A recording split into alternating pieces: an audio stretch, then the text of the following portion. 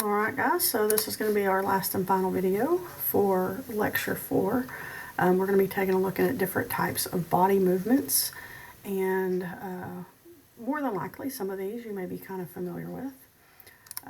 So we've taken a look at joints and the movements that can occur, and so this last little section in chapter 9 is going to be the different types of movements that you can find at those synovial joints. Remember that your fibrous joints are really not movable hardly at all.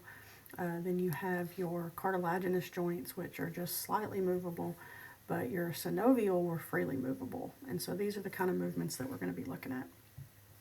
Now this is one of those things where in class, if I were teaching this in person, I'd probably be looking silly doing these movements for you, but really the pictures are very helpful as you go through these, okay? So the first type of movement we have is just a simple gliding movement. This happens at those plane joints where you kind of have a flat bone moving up against, kind of sliding over another flat bone. And an example of a gliding movement would be the movement that you find in your wrist and your ankles, because these plane joints are in your carpals and your tarsals. And so these little kind of cube-shaped bones here, they just kind of slide over each other. So if you're waving your hand back and forth, that is an example of a gliding movement. Now we have many different types of angular movements, and this is where you have essentially it's going to be a bending, okay? And so something is going to be bending in a certain direction. And so we have a few different general types as well as some specific types, and we'll just kind of take a look at these. A lot of times they do come in pairs, which makes them helpful to remember. So we're going to start with flexion and extension, and most of the time if you see flexion, you can probably figure this one out, because growing up people always tell us to flex our muscles, and normally what they do is they kind of flex that bicep muscle. This is kind of a common, if someone says flex, this is normally what they're referring to. But essentially, flexion is bending and it's decreasing that angle. Okay, so you're bringing those two bones closer together, and you can see that that angle is becoming smaller. You can see flexion at those hinge joints. You can also flex at your knee, kind of bring your knee up and bend it. Now, extension is going to be the opposite. It's just taking it back and straightening it, increasing that angle. So they go together. Okay, now you can do what's called a hyperextension, and this is where you take it beyond normal. You could hyperextend your neck, you could hyperextend your knee, and that's where when you go to straighten it out, it kind of goes a little too far, and it can definitely be kind of painful there. All right, some specific types of flexion and extension. You have neck flexion, and that's going to be moving your head forward to your chest, and then extension would be moving it back. This is where like whiplash can come in when you're in a car accident or something. It can cause that neck to come forward and go back, and it could possibly hyperextend that neck. You also have lateral flexion, which lateral, that word means side. This is a word we see a lot in anatomy. It means the side or to the side, and so this is kind of like if you're doing some stretching before you work out. It's just kind of bending at the neck or the trunk, going from side to side. We have plantar and dorsiflexion. Okay, so planting is when you kind of plant your foot down. This is like pointing your toes, kind of like a ballerina. And then dorsiflexion, dors means back, so you're kind of bringing the foot back towards your shin. This is actually a great stretch if you have a calf cramp, as to kind of dorsiflex your foot. So both of these are just kind of moving at that joint right there. So plantar is pointing your toes, and dorsiflexion is pulling your toes back. All right, these two are pretty easy to remember. We have abduction and adduction. If you abduct somebody, you take them away. And if you add something, you bring it back, or you add to it, or move it toward. So abduction is moving something away from the midline. So if you lift your arm away from your body, you are abducting your arm like you see here. And when you put it back, that would be adduction. Now this could also refer to your fingers. When you spread your fingers, you are abducting them, and when you bring them back together, you are adducting them. All right, so which of the following is not a type of movement? Okay, so this was kind of an overview. We're going to continue with this, but we've already seen gliding. We know that's a possibility. We're about to take a look at circular, and the very last thing that we're going to talk about is a combination. So the only one that wasn't listed here is elliptical. That's not a specific or general type of movement there. All right, waving your hand back and forth. That was an example of gliding at those plane joints in your wrist. Adduction is bringing something back toward your body. Extension is straightening, and plantar flexion is pointing your toes. And then straightening the arm is an example of what movement? So earlier we had a pair of terms. We had flexion and extension. Flexion is a bend, extension is a straighten. Now here we have abduction, which means to move away from the body or move away from the midline, and dorsiflexion was pulling those toes back. All right, so the next thing we're going to look at are your circular movements, and just like the name implies, we're going to move them in a circle. So this is going to include things like rotation and some other movements that move in a circular type of fashion. So rotation is moving something around its axis, and so one of the types of joints that we looked at was that, I just went blank, like the atlas and the axis, where you have like a little rod and then something kind of rotates around it. And so a pivot joint, there it is, it's right there.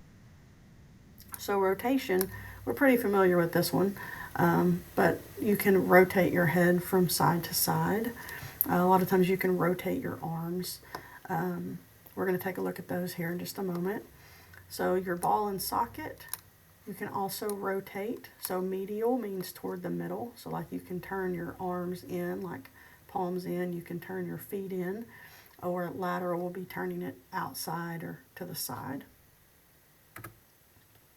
We have supination and pronation, which if you go back to your body positions, normally we look at anatomical position, but you also had supine and prone. And so supine was face up, and so this is where your hand is rotated to face upward. Like if you put your hand out for someone to give you, to slap your hand or give you a high five or a low five, I guess. And then pronation is putting your hand down, okay? So face up and face down, talking about your hand there. Circumduction is going around in a circle, okay? So you can see this at your ball and socket joints. You can circumduct your leg and you can circumduct your arm. This is one of the reasons why those ball and socket are the most movable, because you can do this type of movement there, like in order to throw a ball, move your legs around. All right, supination is a type of circular movement, because we just covered it under circular. It's a type of rotation. And turning a structure outward, okay, if you're going outward, you're going to the side, so that is going to be a lateral rotation. All right, a few special movements that only apply to one or two parts of the body. We have elevation and depression, which hopefully you know that elevate means to raise or move up. Depress means to go down. So this is where you're bringing something up, superior, and depression is when you're moving it down. So you can see this like when you shrug your shoulders, or you can also see this when you open and close your mouth, okay? We have protraction and retraction. To protract means to move out. To retract means to move back. We can see this with your jaw. It's kind of a weird movement, but if you jut your bottom teeth out, kind of like you have an underbite there, that's protraction. And then if you bring that jaw back, that would be retraction. You can also do this like if you kind of stretch, you can bring your kind of shoulders forward, move that scapula forward. It actually feels kind of good to protract and retract that scapula. We have an excursion, which has to do with the mandible or your jawbone. So you can move your jaw to the side. It's kind of a hard move to make. Feels kind of strange. And then you can move it back. So just kind of move your jaw side to side. So moving it out is lateral, bringing it back is medial. And then we have opposition and reposition. So you may have heard the term opposable thumb before. That's something that's kind of unique to humans, is that we have opposable thumbs. And you can take your thumb and you can touch it to all of your other fingers. It kind of allows us to grip and hold on to things. If you think about like a dog paw or something like that, they can't make that motion. They couldn't put their paw around a Coke can and hold it. And so opposition is when you take the tip of your thumb and you touch it to another finger. And then reposition is simply going back. Two more special movements are inversion. This is turning your foot inward, okay? So the sole of your foot is facing in, and then eversion is turning it out. That's also kind of a hard move to make. So this is where the sole of your foot would be going to the outside. All right, couple more questions. Pinky and thumb together is going to be opposition. Dorsiflexion is bringing your toes back. Medial excursion is moving your jaw back into the proper position. And protraction is moving something kind of forward or out. Closing your mouth. In order to close your mouth, you have to bring it up. So that is going to be a type of elevation. All right, now the reality is very rarely do we do these movements kind of by themselves. Normally when we're doing any type of movement, if we're working out, if we're just walking, even if we're doing any type of physical activity, most likely we are going to be doing a combination of all of these movements that allows us to do all of the various things that we can do with these fabulous synovial joints, okay? And so that is going to wrap up chapter 9. This is actually going to be the end of lecture 4 material. As I said earlier, the videos I think can be really helpful. You know, I can talk about it and I can highlight pictures, but in these videos, they normally show you those joints in action, and I think those are going to be far more beneficial than listening to me talk about them. So I would encourage you to watch some of these videos. Let me know if you have any questions. You do have some materials that you need to do on Moodle, and of course you do have a test to take over chapters 6 through 9.